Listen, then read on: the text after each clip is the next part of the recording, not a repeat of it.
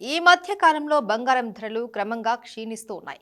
అంతర్జాతీయంగా డాలర్ విలువ పెరుగుదలే దీనికి ప్రధాన కారణం. దీంతో పాటు ఇజ్రాయెల్ పాలస్తీనా యుద్ధం కూడా పసిడిపై తీవ్ర ప్రభావం చూపుతుంది. పైగా అంతర్జాతీయ మార్కెట్ ద్రవ్యోల్బణంలో వచ్చిన మార్పులు, విదేశాల్లో కొనసాగుతున్న ఆర్థిక మాంద్యం, రిజర్వ్ బ్యాంకు వడ్డీ రేట్లలో వచ్చిన హెచ్చుతగ్గులు ఇవన్నీ వెలిసి బంగారు ధరల తగ్గుదలకు కారణమవుతోంది.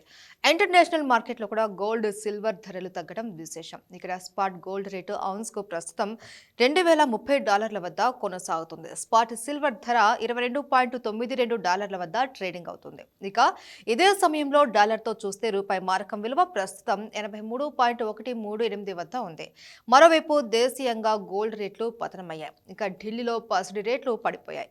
ఇక్కడ 10 గ్రాముల గోల్డ్ రేటు ప్రస్తుతం 22 క్యారెట్లపై ₹100 దిగొచ్చి ₹57,850గా ఉంది. ఇక 24 క్యారెట్ల పుత్తడి ధర ₹110 దిగొచ్చి 10 గ్రాములపై ₹63,100 వద్ద ఉంది.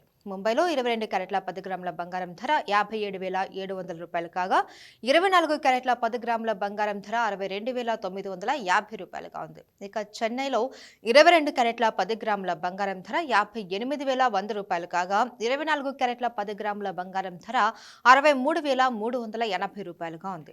ఇక హైదరాబాద్ మార్కెట్లో ప్రస్తుతం 22 క్యారెట్లకు చెందిన 10 గ్రాముల బంగారం ధర ₹57,700 కాగా 24 క్యారెట్ల 10 గ్రాముల బంగారం ధర ₹62,950గా ఉంది.